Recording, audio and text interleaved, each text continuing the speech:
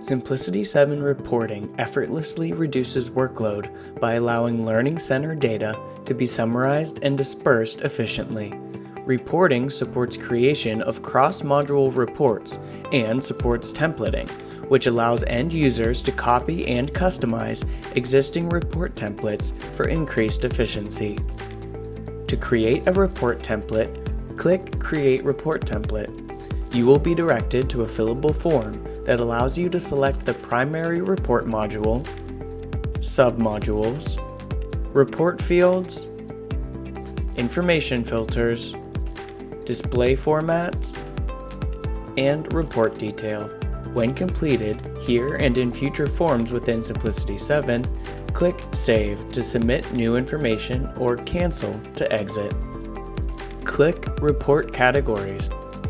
This page contains a list of report categories along with category details.